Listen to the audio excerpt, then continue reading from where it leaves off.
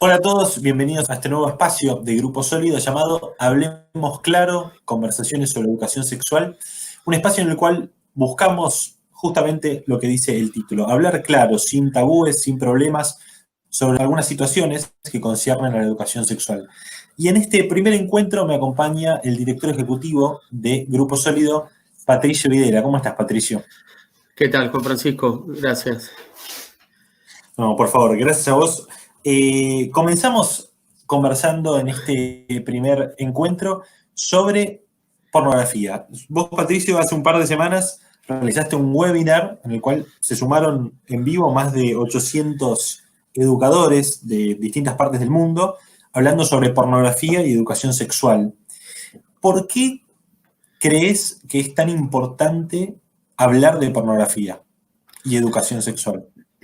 Mirá, yo creo que es un tema que no podemos seguir eludiendo, digamos, ¿no? Y el hecho del webinar que anunciamos con poco tiempo de anticipación, medio que sacamos así, se podría decir a las apuradas, y que tuvo tan buena recepción, o sea, había educadores de España, de Estados Unidos y de toda América Latina, nos habla de que cada vez somos más conscientes de que hay un elefante en la habitación de la educación sexual del que nadie está hablando, digamos. Todos lo vemos, pero nadie está hablando, ¿no? O sea, eh, pensemos que la educación sexual es un tema que está en el debate público, que está sobre la mesa desde los últimos años, que está en todos los programas educativos, o en la gran mayoría de los programas educativos de muchos colegios. Hay todo un debate, un tira y afloje, y sobre esto no, digamos, no se incluye, o sea, nos sigue dando vergüenza, nos sigue dando temor en algunos casos, creemos que vamos a hacer más daño, o sea, que podemos despertar una curiosidad en los chicos o avivar a alguien que no se da cuenta, y las cifras hoy nos hablan de un inicio en el consumo de la pornografía a promedio de los 11 años, nos dicen que es muy poco el porcentaje de adolescentes varones de 18 años que no consume o no se topó con pornografía. Entonces, es como, yo creo que hoy es tan omnipresente, ¿no?, el fenómeno de la pornografía a través de Internet, en los celulares de todos los chicos, de todos nosotros, que digamos, no podemos dejar de abordar la temática, ¿no? O sea, Pornhub recibe 115 millones de visitas diarias. Es un montón como para que no estemos hablando de eso. Sí, y justamente vos en el webinar habías hablado sobre los efectos de la pornografía en aquellas personas que la consumen. Pero en este primer encuentro vamos a hablar de pornografía, pero no tanto de el otro lado de la pantalla, del que está consumiendo, sino de la industria de la pornografía, de aquellos que preparan todo este objeto, este producto a vender. Y por eso vamos a hablar sobre el documental Hot Girls Wanted, que podría traducirse como Se buscan chicas sexys, podríamos decir, dirigido por Jill Bauer y Rona Gradus y producido por Rashida Jones, una actriz muy conocida de Estados Unidos. Este documental tuvo repercusiones muy importantes en Estados Unidos. De hecho, tanto es así que Rashida Jones, la productora, recibió amenazas a través de redes sociales porque en cierta manera estaba desbaratando un poco los secretos, o no tanto los secretos, cómo se maneja la industria de la pornografía. Un documental que, en palabras de las directoras, no busca ni justificarla ni acusarla, sino simplemente mostrar cómo es que trabaja. Eh, pero concretamente, ¿qué es lo que cuenta el documental? ¿Qué es en qué se detiene específicamente para mostrarnos cómo funciona la industria? Está buenísimo. Mirá, yo creo que es bueno que hablemos de esto porque el documental lo que hace es seguir la historia de 5 o 6 chicas que entran en la industria del porno amateur, ¿sí?, que son Ujú. como seleccionadas o que aplican a un trabajo vía internet en Miami, digamos, lo que hacen las directoras es seguir un poco su vida a lo largo de unos meses, en su casa, en las grabaciones, digamos, como todos sus movimientos, cómo conviven, cómo son sus trabajos, sus sueños, sus miedos y cómo es el día a día de una actriz porno amateur. Y yo creo que está bueno que hablemos un poquito de la industria y está bueno el documental porque, a ver, por dos cosas. O sea, por un lado, porque nos muestra digamos, el detrás de escena de un fenómeno que frente al cual todos estamos expuestos o todos vimos alguna vez, pero no sabemos qué pasa del otro lado, ¿no? No sabemos cómo opera, cómo funciona, y esto en cierto sentido nos puede ayudar a abrir los ojos frente a una realidad que no conocemos. Y por otro lado también, al ser un documental centrado en la historia de sobre todo 2 o 3 de estas chicas, también nos permite como tomar cierta lectura, de cierto termómetro de nuestra sociedad, ¿no? De qué valores vemos, qué situaciones hay y por qué en el fondo esta industria tiene tanto crecimiento, ¿no? Y tiene tanto éxito. Algo importante que dijiste es, sí, el recorrido de actrices amateurs que, dato no menor, tienen entre 18 y 20 años. Eso es un dato muy importante, ¿no? Que de hecho en el documental mismo ahí señala la diferencia entre si tenés determinada edad y parecés de determinada edad, podés hacer determinado tipo de trabajo que si ya sos un poco mayor no podés realizar. Para ver de manera más concreta de qué trata este documental, contamos con el tráiler, así que los invitamos a ver el avance del documental. Well, hello there, you sexy thing. You must know the password, right? Of course. Every day, a new girl turns 18. Free flight to Miami. I found an ad on Craigslist. It was under TV shows and radio jobs. I sent them these 2 pictures because I didn't know what they wanted exactly. It didn't hit me until I got on the plane. I only work with amateur girls brand new to the industry, usually like 18 to 21. I call them teeny boppers. What's up, everyone? This is my first find. I'm an upcoming porn star, so please follow me. A lot of them know it's a trap, but the money's there in their face right now, cash. They take it. They don't care about who you actually are. I'm trying to be famous, so gotta do what you gotta do.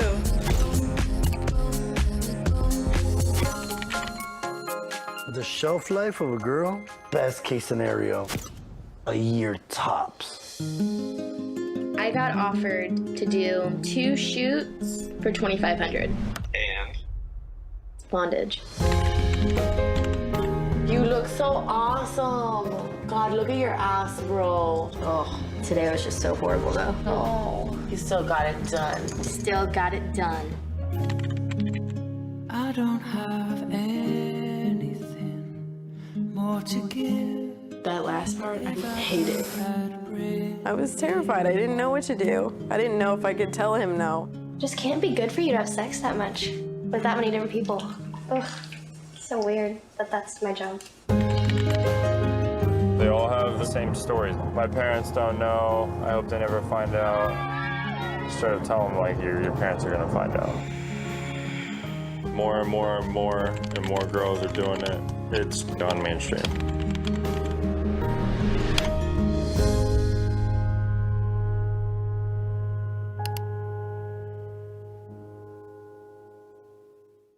En primer lugar, tengo una pregunta, que es la siguiente. El documental sigue el recorrido de distintas chicas de 18 años, 19 años. Se ve en el documental, porque uno podría preguntarse, ¿qué motiva a una chica a meterse en esta industria? ¿Se puede ver algo en el documental? ¿El documental nos tira algún centro sobre esa cuestión? Sí, a ver, Tresa, una de las chicas, ella cuenta que estaba buscando irse de la casa de alguna forma, ¿no? O sea, ella dice, creo literalmente, si no hubiera existido internet, bueno, habría ido a la universidad o me habría buscado un trabajo en otro estado. Pero bueno, vio el aviso debajo de un aviso que buscaba gente para el espectáculo, digamos, no es que el aviso era pornografía, y le atrajo, ¿no?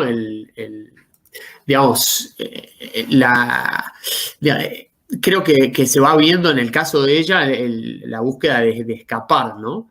de escapar de su casa, de cambiar como el contexto total de su vida, ¿sí? Y también es algo que, digamos, en otro sentido también se ve en la entrevista a Mia Khalifa, ¿no? Una de estas actrices reconocidas, ahora ex actriz, que salió a hablar, a dar un paso al frente en una entrevista en la BBC.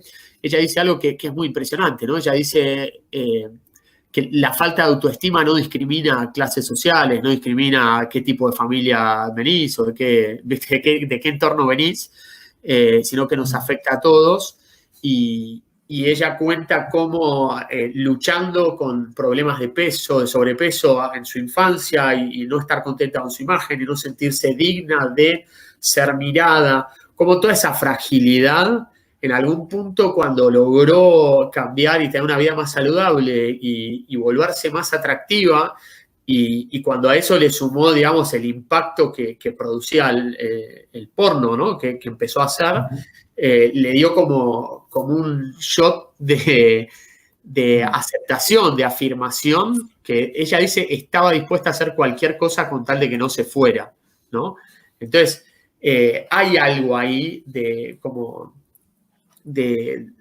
quizás familias disfuncionales, no lo sabemos, ¿no? Porque no conocemos todas las historias, pero en estos casos, en el de Teresa y demás, está claramente esta búsqueda de salir de donde está, ¿no? De salir de la casa, de cambiar de ambiente y bueno, y había dinero fácil de por medio, ¿no? Pero no solamente de parte de las chicas, sino que en el documental las chicas viven todas juntas en una casa con un joven que las recibe y que es el encargado de llevarlas a sus trabajos, irlas a buscar y demás. Y él también plantea una situación similar, porque él cuenta en el colegio era el típico al que le hacían bullying y lo cargaban, y ahora estoy viviendo la vida soñada, antes trabajaba en una cafetería y era un perdedor, y ahora no vivo el sueño de cualquier hombre que es rodeado de mujeres, y bueno, y él también es actor porno, ¿no? Así que podría verse como un hilo conductor, pareciera en primera instancia. Tal cual. A mí una de las cosas que me impresionó del documental y de la entrevista esta que decía Mia Khalifa y demás, es como en el fondo, digamos, la pornografía se nutre un poco de la soledad, ¿no? O sea, porque la soledad se encuentra de los dos lados de la pantalla en la pornografía, ¿no? O sea, porque sabemos que uno de los desencadenantes internos de aquel que consume pornografía, uno de los, no es el único, pero los investigadores los agrupan en este acrónimo BLAST, ¿no? De estar aburrido, de sentirse solo, enojado, con estrés y demás. O sea, la soledad es uno, ¿no? Y es uno de estos desencadenantes, de estos gatillos internos. Entonces, ver que del otro lado de la pantalla, ¿no? La soledad, la falta de aceptación, el querer escapar, también está dentro de los desencadenantes o dentro de los combustibles de la industria, me parece llamativo. Como un encuentro de dos soledades, digamos. Un encuentro de dos soledades. Sí, un encuentro en un sentido entre comillas sobre la palabra, ¿no? Claro, porque claro. Es como un encuentro comercial, por decirlo de alguna manera. Sí, ¿no? Que no es real, no es real, digamos. Exacto. En un momento en el documental, y lo veíamos en el tráiler, tal vez alguno lo pudo percibir, que este joven, justamente que es el que vive con ellas en la casa y demás, dice, bueno, todos los días una chica cumple 18 años y todos los días una chica quiere ser actriz pornográfica, ¿no? Pero también en un momento se ve como una de las chicas dice, no sabía si podía decir que no. ¿No? Tuve que hacer esto, es horrible, pero no sabía si podía decir que no.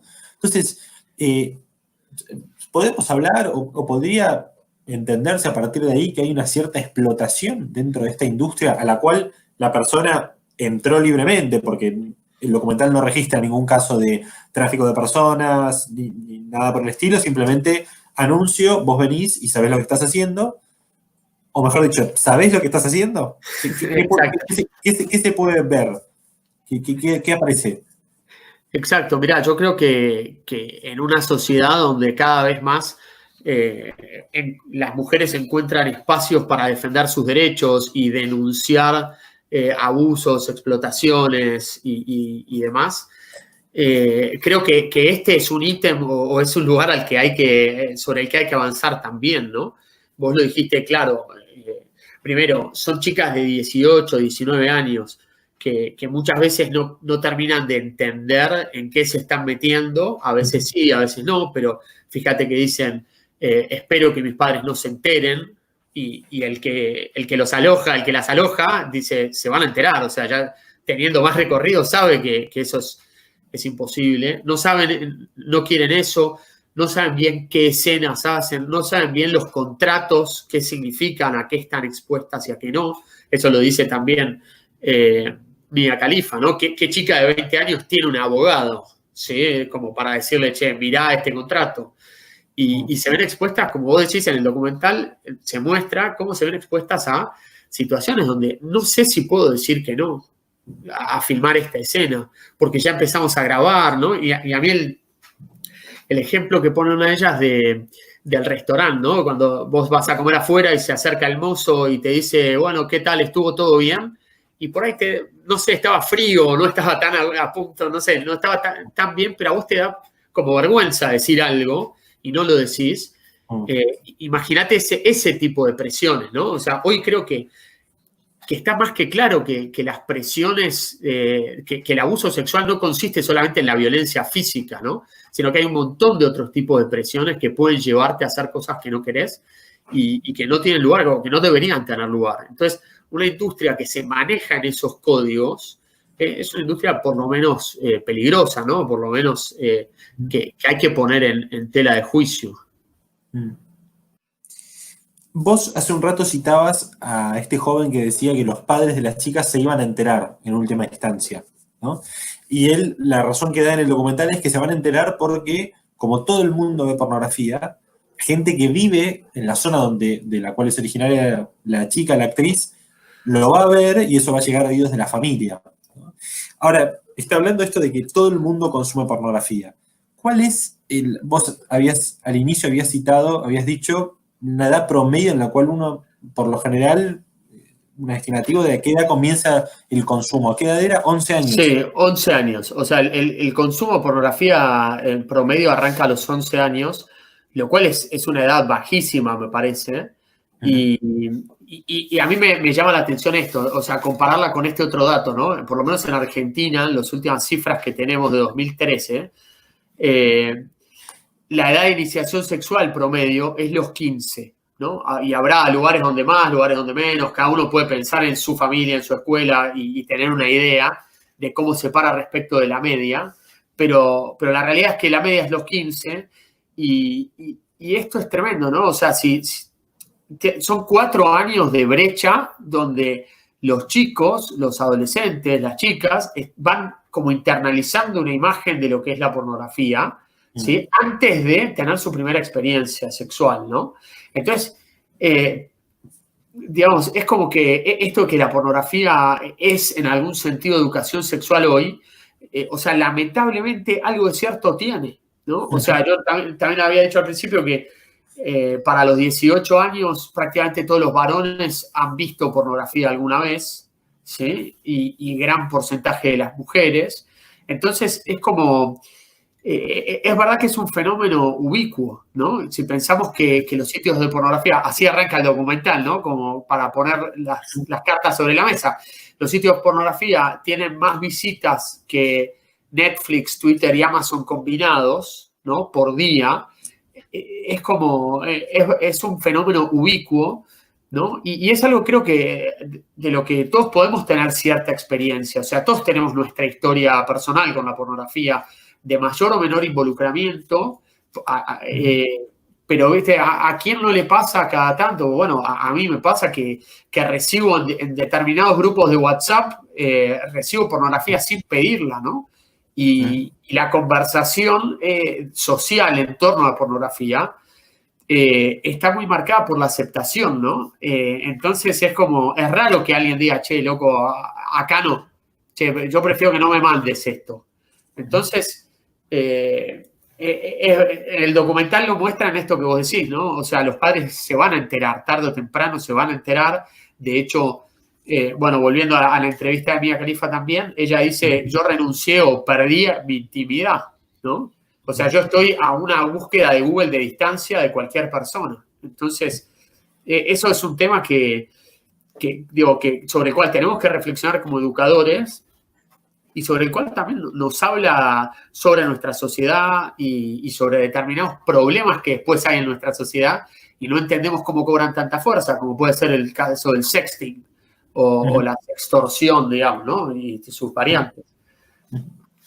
O sea, las actrices porno, una vez que ellas deciden bajarse de la industria, no tienen el derecho ni la posibilidad de quitar ese material de la red. Queda para siempre. Sí, tal cual. O sea, digamos que hay como dos cosas. O sea, hay dos niveles de conversación, si querés. O sea, uno es la posibilidad técnica real. Es decir, cuando vos posteás algo en Internet, es sabido, o sea, perdés el control sobre eso. Porque cualquiera, digamos, sabe más y lo puede descargar, copiar, duplicar, compartir.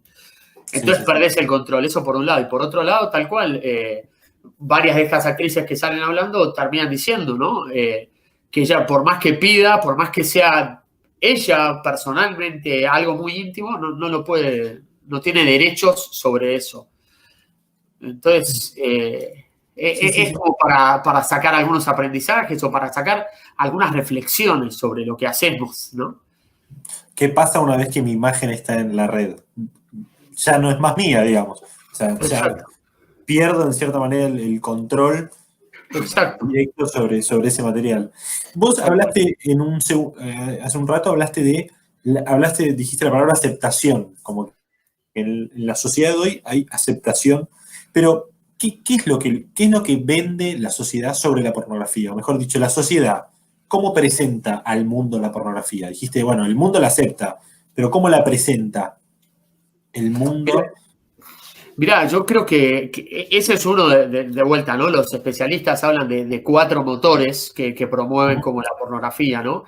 La accesibilidad, la asequibilidad, o sea, el hecho de que sea gratis en su gran mayoría, el hecho de que sea anónima, ¿no? Y mucho más desde los celulares, ¿no? Porque como que tuvimos un breve periodo de nuestra historia donde la educación pasaba por decirle al padre, poné la computadora en un lugar público, poné la computadora en el living de la casa. Bueno, pero hoy el chico tiene celular, entonces eso, digamos, igual es una buena medida, pero no alcanza, ¿no? Claro. Y después la aceptabilidad, y es un poco lo que te decía antes, ¿no? Son pocas las voces que hablan en contra de la pornografía. ¿Por qué? Porque hay como una presentación de la pornografía como si fuera la representación de la libertad de expresión, la representación de la libertad de trabajo, de profesión, de elegir lo que quiero hacer con mi vida, ¿no? Y si yo quiero hacer esto, está bien. Y incluso eso aparece en el documental en varias oportunidades y con varios enfoques distintos, ¿no? Pienso, por ejemplo, en la madre, o sea, hay escenas de Tresa con la madre hablando en el sillón, en el sofá de la casa, ¿viste? Como conversando, y la madre, y con el novio también, una figura súper interesante en el documental, donde no le pueden decir que no haga eso, digamos, que no tienen como asidero, porque es como su vida y hay que respetarla y está bien. Y ojo, estamos a favor de que cada uno elija su proyecto de vida.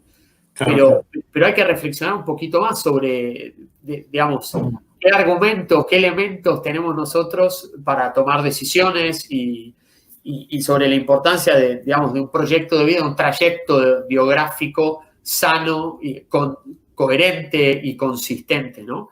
Entonces, yo creo que la aceptación de la pornografía sumado a este como caballo de la libertad, digamos, y cierta falta de normas claras, ¿no? Esto de la sociedad líquida, de la modernidad líquida, esto posmoderno, ¿no? De que no hay del pensamiento débil, de que no hay, digamos, verdades estables de las cuales asirnos, como que terminan erosionando cualquier tipo de consejo, si se quiere, que le puedan dar.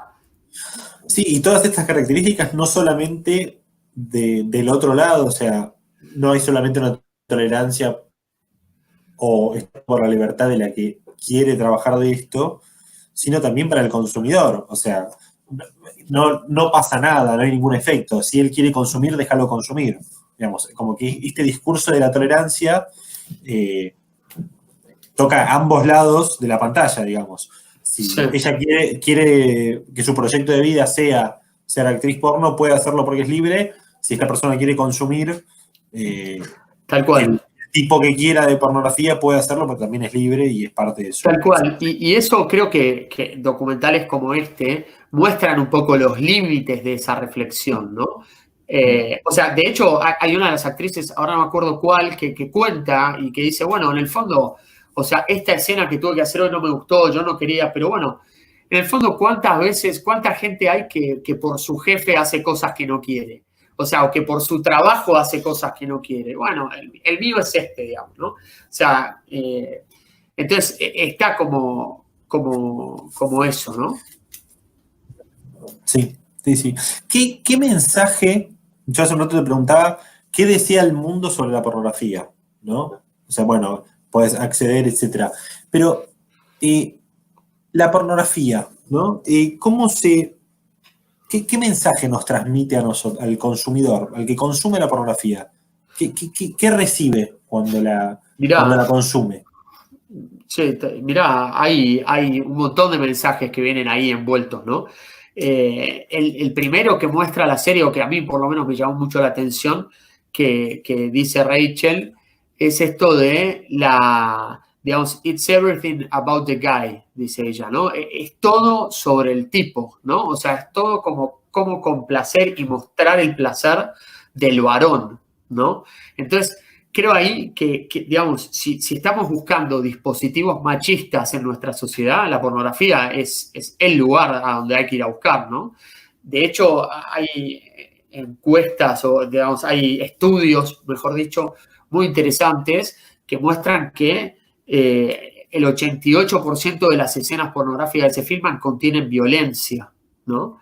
Y esa violencia, más del 90% es contra las mujeres, y de esos casos, de esas escenas de violencia violentas contra las mujeres, digamos, o tienen una respuesta de placer o no tienen respuesta, ¿no? Frente a un acto violento, o la mujer responde con placer o no responde. Y eso va quedando, digamos, en cada uno, ¿no? O sea, va lo que decíamos antes. Si el chico 4 años antes de tener su primera relación sexual, en cierto escenario, en algunos casos es mucho antes de tener su primera relación sexual, va interiorizando este patrón de qué son las relaciones sexuales, digamos, no nos sorprende después que la vida íntima de mucha gente pase por violencia, ¿no? Entonces, yo creo que la pornografía nos va dejando como esa imagen distorsionada de la sexualidad, de la vida sexual sana, digamos así, ¿no? Tanto por la violencia como por el machismo, como por la, no sé, exaltación o exageración desmesurada de determinados comportamientos, ¿no? De determinados, es como, es irreal, ¿no? O sea, y de hecho, yo me acuerdo una entrevista a un director de películas porno que decía, bueno, en el fondo no es mi culpa si... Es como, yo filmo esto y no es mi culpa si la gente cree que es cierto, o sea, o que es verosímil, ¿no? Es como si culparan a Superman porque alguien cree que puede volar, al director de Superman porque alguien cree que puede volar. Y yo no creo que sea lo mismo, ¿no? Porque el pacto ficcional que hacemos con la pornografía es muy distinto del que hacemos con Superman, ¿no? Entonces, creo que ahí hay cosas digamos, sobre las cuales tenemos que pensar y tenemos que hablar. Y lo que vos decías, ¿no? O lo que decíamos antes del contenido violento y la libertad, ¿no? O sea, hay pornografía muy violenta. O sea, hay gente buscando, consumiendo pornografía violenta, de violaciones, de abusos, incluso de pedofilia, ¿no? De violaciones o sexo con niños y demás. Entonces, creo que es una de las preguntas que nos dejó el siglo XX, ¿no? ¿Hay límites para nuestra libertad y dónde los encontramos, ¿no? Y creo que cuando naturalizamos digamos, el consumo de material pornográfico hardcore, por ejemplo, tenemos que decir, bueno, hasta acá llegamos. Esto fue mucho. Y volver a desandar ese camino. Vos hablaste recién del problema cuando uno naturaliza y minutos antes hablaste de que una figura importante del documental que te había llamado la atención era el novio de una de las actrices. Justamente él plantea esto del problema de naturalizar, porque él reconoce que él es consumidor de material pornográfico, pero que las cosas empiezan a cambiar en su cabeza cuando empieza a salir con una actriz. Bueno, Tal ¿qué cual. cuenta él? La figura del novio de Rachel, de Tressa, aparece creo que 3 escenas, no más, pero es muy interesante, ¿no? Porque él, por un lado, muestra esto que decíamos antes de no tener desde dónde decirle, che, mirá, esto no está bueno, o sea, o prefiero que no lo hagas, o te va a hacer mal, ¿no? Es como, bueno, respeto, digamos, ni siquiera respeto irrestricto sobre su libertad, respeto ciego, ¿no? Bueno, yo te apoyo, este es tu camino, yo te apoyo. Por un lado eso, por otro lado lo que vos apuntás, ¿no? Es muy bueno ver como el cambio del chico diciendo, bueno, sí, yo consumo pornografía, pero la realidad es que ahora pienso, bueno, esta chica que estoy viendo podría ser mi novia, es la novia de alguien, es la hermana de alguien, es la hija de alguien. Digamos, cuando le toca vivir mano a mano, digamos, ¿no? En carne propia, la relación con una actriz porno, como que le cambia un poco la mirada, ¿no? Porque es como, a veces, quizás el adolescente más, pero tenemos como esta como disociación, ¿no? Como si la pornografía fuera algo, no sé, que no hacen personas. Claro, sí. No, digo, como algo impersonal, ¿no? Porque justamente creo que una característica propia de la pornografía es, a mí no me importa quién es el que está detrás, lo importante es el efecto que produce en mí. Y si de hecho ya no produce ese determinado efecto, lo descarto y voy en busca de otra cosa, porque ni siquiera... Exacto, bueno, de hecho, perdón, vos dijiste ahí de otra cosa y me hiciste acordar también en otro estudio, creo que era de John Ford, que mostraban como scans cerebrales de personas consumiendo pornografía y cómo se activaba la parte del cerebro que lidia con cosas y no con personas, ¿no? Entonces la cosificación de la que vos hablas es tal cual, o sea, es, no sé, tiene su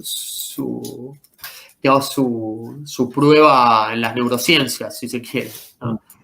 Sí, o sea, lo que le empieza a pasar al novio es como, podemos decir, ¿no? Como esto de, para mí era algo absolutamente impersonal, pero en cuanto le puso un rostro, un nombre, una historia a la persona que la había convertido en producto, las cosas empiezan a cambiar y ya no puedo, creo que en un momento el novio dice una frase así como, ya no puedo mirar pornografía de la misma manera, porque cuando miro pienso en mi novia, ¿no? Tal cual. En la cantidad de personas que están viendo este video y demás.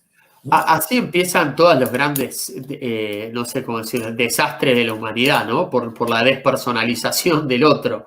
Y el otro sea quien sea, ¿no? En este caso, tal cual, el caso de la actriz porno, ¿no? Y me hacía pensar el novio cuando le va como guiando la conversación para decirle, bueno, en el fondo no es muy distinto lo que haces vos de la prostitución, ¿no? Y pienso en una charla TED de Rand Gabrieli que habla muy bien y se dedica a la educación sexual y contaba que, ¿cómo es? Dice que las prostitutas están como en el lugar de la muerte social, o sea, ¿no? O sea, es como... Y el ejemplo que pone me parece muy esclarecedor porque dice, vos seguramente compartiste alguna mesa, alguna vez te sentaste a la mesa con un consumidor de prostitución, ¿sí? Ahora, ¿cuántas veces te sentaste a la mesa con una prostituta?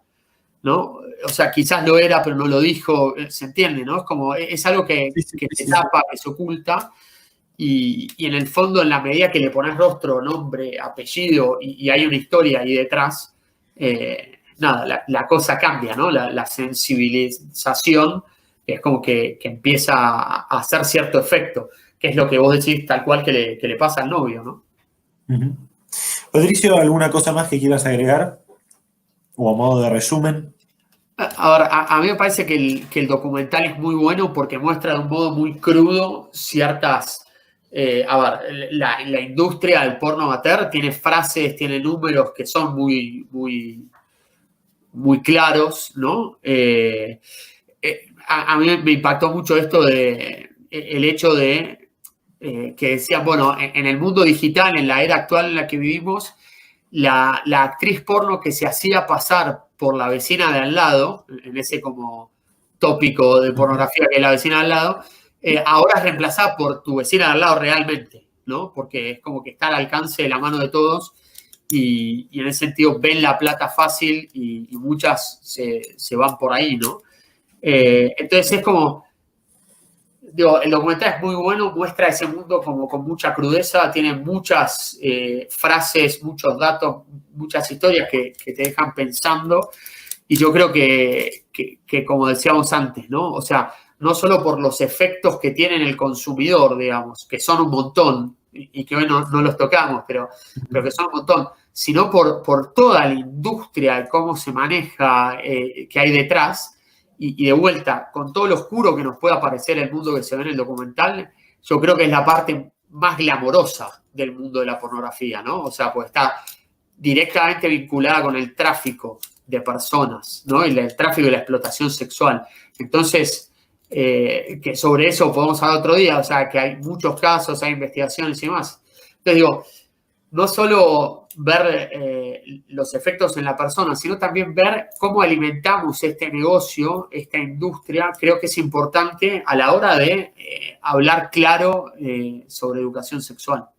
Muchísimas gracias, Patricio, por acompañarme en este primer encuentro de Hablemos Claro, conversaciones sobre educación sexual. El documental Hot Girls Wanted está disponible en Netflix y no solo el documental, sino una serie que se produjo a partir del fenómeno que generó el documental, dirigida por las mismas personas y con la misma temática. Y no se olviden de compartir este video, denle like también y los esperamos en los próximos encuentros de Hablemos Claro, conversaciones sobre educación sexual. Muchas gracias.